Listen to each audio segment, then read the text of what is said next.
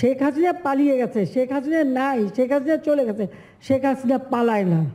ক্ষমতাচ্যুত হওয়ার আগের দিনও গণভবনে কোটি কোটি টাকা ছিল। কয়েকজন কর্মকর্তা এই টাকার দায়িত্বে ছিলেন। 4 আগস্ট রাতেও শেখ হাসিনা জানতেন না তাকে পরদিন পালাতে হবে। ওই দিন রাতে হাসিনা একাধিক নেতা ও নিরাপত্তা সংশ্লিষ্ট ব্যক্তির সঙ্গে বৈঠক করেন। এই সময় অনেক টাকা বিলি বণ্টন করা হয়।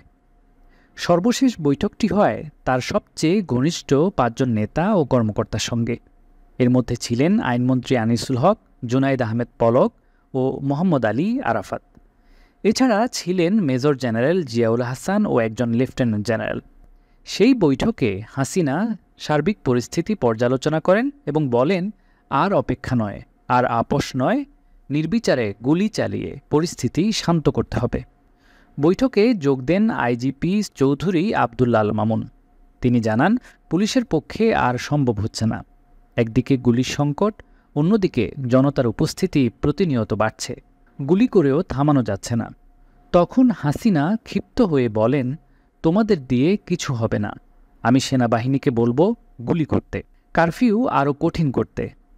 সেনাবাহিনীর তরফে আগেই জানানো হয়েছে কোনো অবস্থাতেই তারা গুলি করবে না।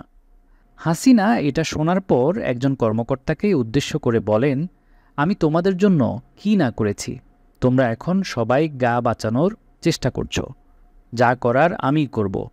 হাসিনা তখন আরও বলেন, সেনাবাহিনী মার্শাল ল দিচ্ছে না কেন? তাহলেই তো পরিস্থিতি ঠান্ডা হয়ে যাবে। সেনাপ্রধান ওয়াকারুজ্জামান আগেই জানিয়ে দিয়েছিলেন মার্শাল লর পক্ষে তাদের সায় নেই। মার্শাল ল দিয়ে পরিস্থিতি শান্ত নাও করা যেতে পারে। তাছাড়া বিশ্ব পরিস্থিতিও মার্শাল লর অনুকূলে নয়। এখানেই বৈঠক শেষ হয়ে যায়।